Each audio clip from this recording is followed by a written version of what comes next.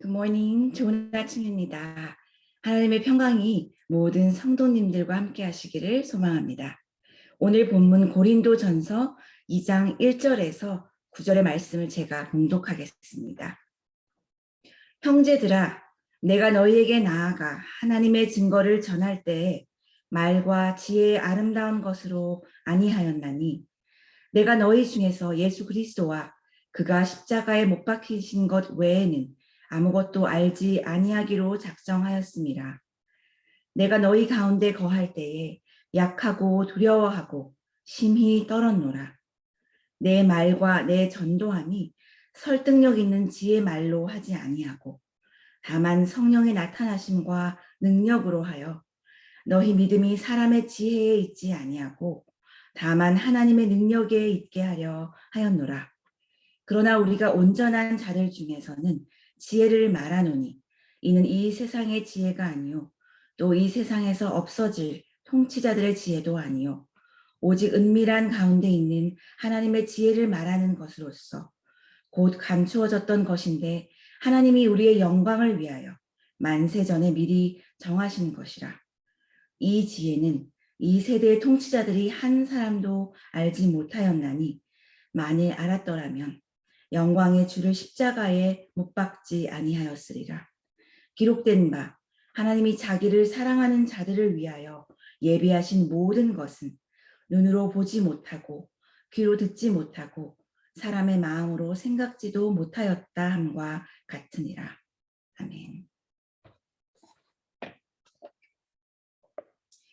네, 오늘 고린도전서는 사도 바울 자신이 고린도에서 1년 반 동안 복음을 전하기 위해 애쓰고 수고하다가 그곳을 떠난 후에도 오랫동안 그들을 위해 기도하면서 성도들을 돌아보고 격려하기 위해 보낸 서신인 것을 알고 있습니다.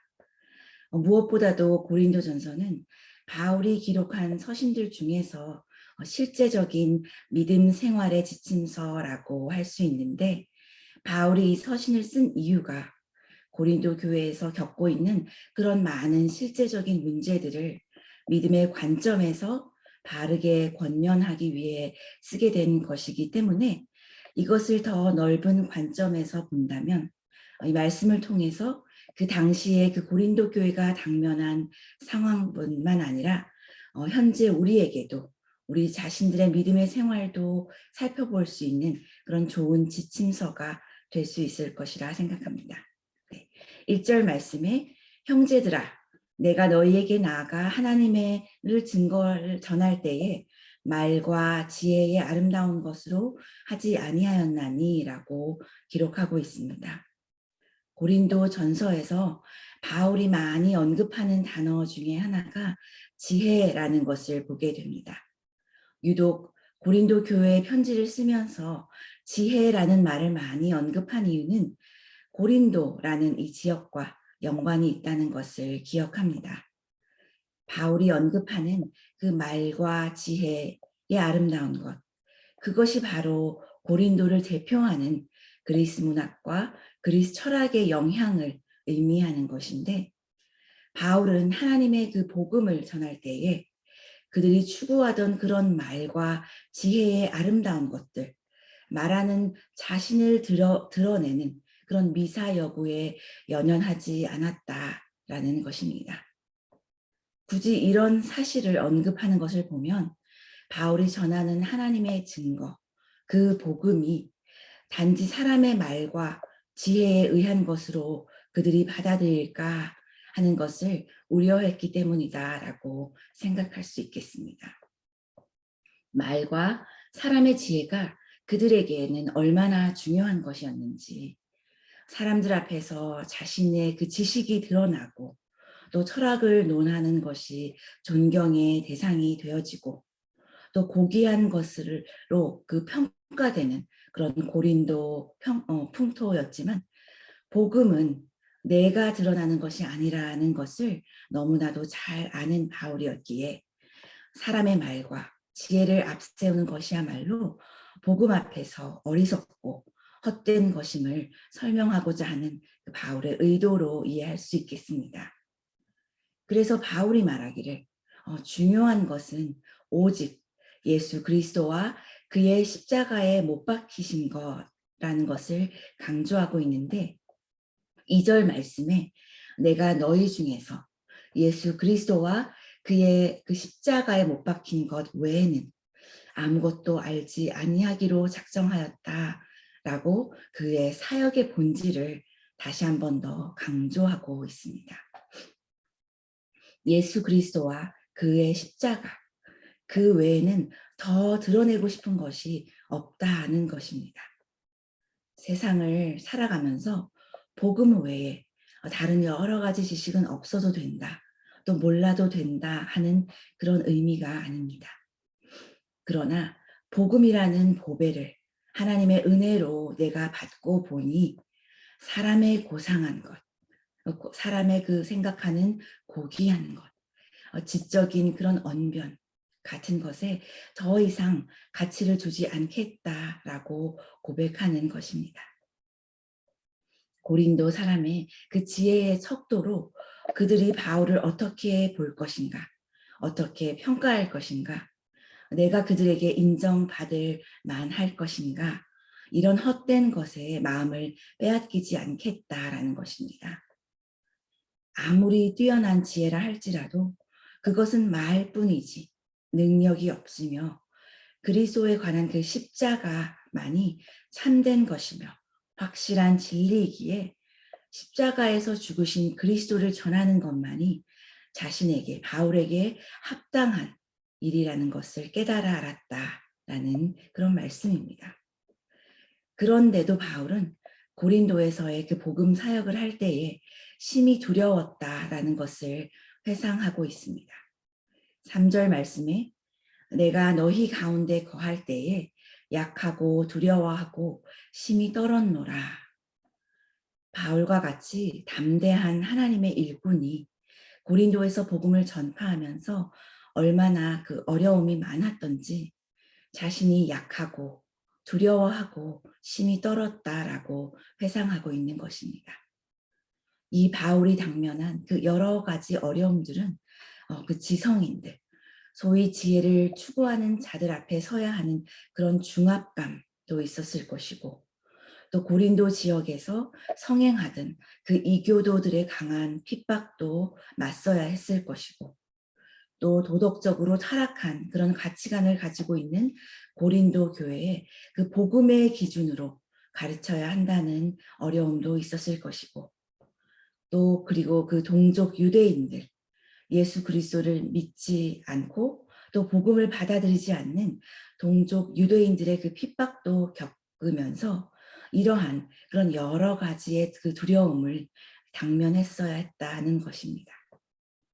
바울을 돕는 손길보다는 오히려 반대하는 눈으로 바라보는 수많은 세력들이 있었는데 이런 어려움들 앞에서 그가 어떻게 이겨내었는가 하는 것을 4절의 말씀으로 고백하고 있습니다. 내 말과 내 전도함이 설득력 있는 지혜의 말로 하지 아니하고 다만 성령의 나타나심과 능력으로 하여, 즉 인간의 말, 설득하는 말, 인간의 논리와 논쟁, 그리고 화려한 말과 언변으로 복음을 전하려고 하지 아니하고 다만 그와는 정반대되는 성령의 능력에 힘입어 전하였다라는 것입니다. 바울 자신도 언변이 부족한 사람은 아니었는데 그런 것들에 의지하지 아니하고 이 사역 가운데 역사하시는 성령님의 능력에 의지하여 전도 사역을 감당했다는 것입니다. 이렇게 한 이유는 바울의 그 깨달음, 즉 믿음이 사람의 말에 있지 않다라는 것을 알게 되었기 때문입니다. 바울 자신이 주님을 알게 된 것이 이 사람의 말과 지혜로서가 아니라 성령님의 나타나심과 능력으로 되었음을 체험하였고 그 자신을, 그 사실을 증거함으로써 모든 성도들의 믿음이 하나님의 능력에 있다는 것을 더욱더 절실히 깨달았기 때문입니다. 믿음의 그 근원이 믿음을 주시는 분이 사람이 아니라 사람의 말이 아니라 하나님이라는 사실을 더욱더 강조하고 있는 것입니다. 그리고 이것을 5절 말씀에 다시 한 번 더 언급하고 있는데, 너희 믿음이 사람의 지혜에 있지 아니하고 다만 하나님의 능력에 있게 하려 하노라 하는 이 말씀은, 믿음의 근원이, 믿음을 주시는 분이 사람의 말이 아니라 하나님의 능력이라는 사실을 다시 한번 확증하고 있는 것입니다. 사람의 말로 믿음을 얻는 것이 아니고, 또 믿음을 주시는 것은 전적으로 하나님의 섭리라는 것입니다. 그러니 바울 자신은 사도로서 하나님의 능력을 의지하여 나갈 뿐, 믿음을 전하는 것이 자신의 말에 달려있지 아니하는 것이다는, 또 하나님께서 허락하여야 얻어지는 것이고, 또 온전히 하나님의 주권 아래에 있는 그 영역이라는 것을 말하고 있는 것입니다. 이렇게 하나님의 능력에 붙들려서 감당할 수 있는 것이 그 복음 전도의 참된 현실인 것을 알게 된다면, 자신의 힘으로 할 수 있는 것은 아무것도 없다라는 것을 바울과 같이 시인할 수밖에 없는 것입니다. 그러나 6절에서는 온전한 자들 중에서는 지혜를 말하노니 하는 이 표현을 하면서 고린도 교회 성도들을 온전한 자라고 이렇게 말하고 있습니다. 온전한 자라는 것은 그 복음을 받아들인 자, 십자가의 도를 믿게 된 자들을 말하는 것인데, 이와 같이 그 고린도 교인들이 완전해서가 아니라 하나님으로 인하여 거룩한 성도로 하나님께서 불러주셨다라는 것입니다. 그렇게 하나님이 불러주신 성도가 되었기에 하나님이 주시는 지혜를 깨닫게 되었다는 것인데, 이 지혜는 세상의 지혜와는 다른 것이다라는 것입니다. 이 지혜는 7절 말씀에 의하면 은밀한 가운데 감추어졌던 비밀 같은 것인데, 택한 백성된 우리를 위하여 만세전에 정하신 것이다 라고 말씀하고 있습니다. 이 지혜는 십자가의 복음을 말하는 것이며, 또 이 복음은 은밀하게 감추어 놓으신 하나님의 뜻이라는 것입니다. 하나님이 우리를 택하여 주시지 않고 또 하나님께서 알게 하여 주시지 않으시면 깨달을 수 없는 것이 이 복음이요, 또 이 하나님의 지혜의 특성이라는 것입니다. 이 은밀한 하나님의 지혜를 모르는 자들은 하나님의 택함을 받지 않은 자들이기에 예수를 십자가에 못 박은 그런 참담한 일을 저질렀다는 것입니다. 하나님이 어떠한 것을 예비하였는가를 알았더라면, 그런 믿음을 허락하여 주셨더라면 그런 영광의 주님을 못 박는 일을 행하지 않았을 것이라는 것입니다. 실로 하나님께서 그의 사랑하는 자들을 위하여 준비한 것은 엄청난 것이어서 세상에서는 보지도 못한 것이고 듣지도 못한 것이고 또 생각해 보지도 못한 그런 것이라는 말입니다. 그것이 특별한 비밀과 같이 감추어졌다가 복음을 받아들이게 된 자들에게, 믿음을 가진 자들에게 하나님의 은혜로 주어진 것이라는 논증을 펼치고 있는 것입니다. 우리는 하나님의 눈으로 볼 수 없을 뿐 아니라 사람의 말씀으로 귀로 들을 수도 없는 그런 복음을 받았다라는 것입니다.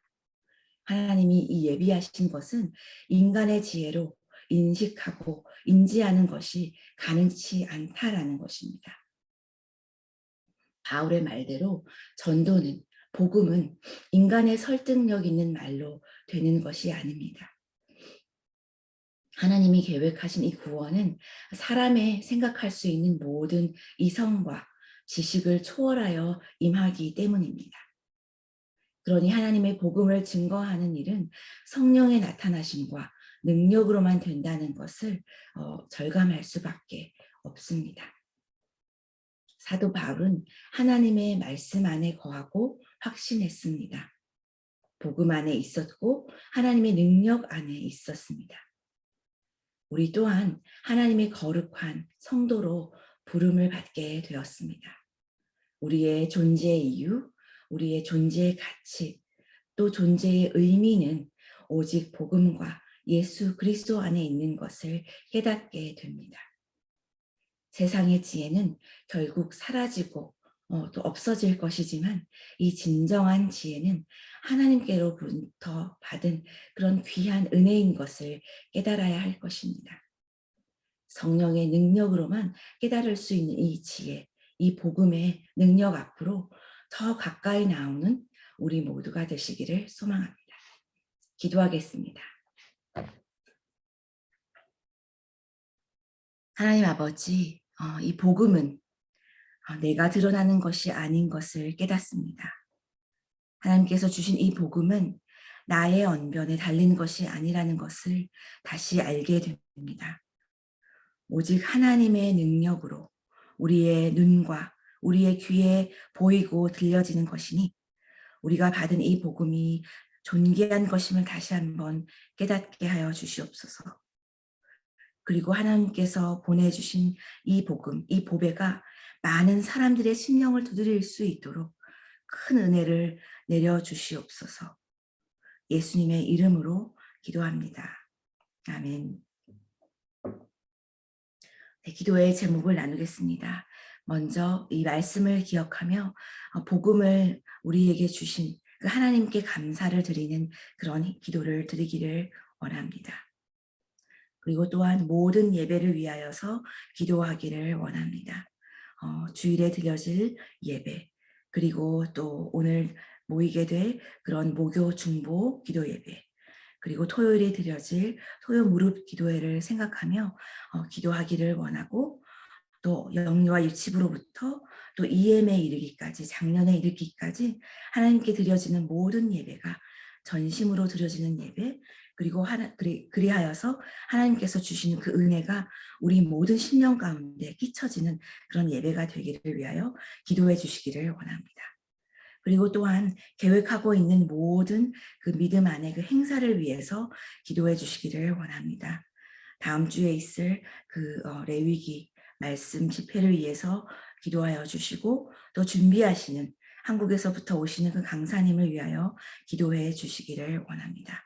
그것을 계획하고 있는 모든 과정 가운데 하나님의 그 성령의 역사가 임할 수 있기를 기도하여 주시고, 또 그 집회 가운데 그 말씀을 받는 우리들의 심령에 주님께서 임하여 주시기를 위하여 기도해 주시기를 원합니다.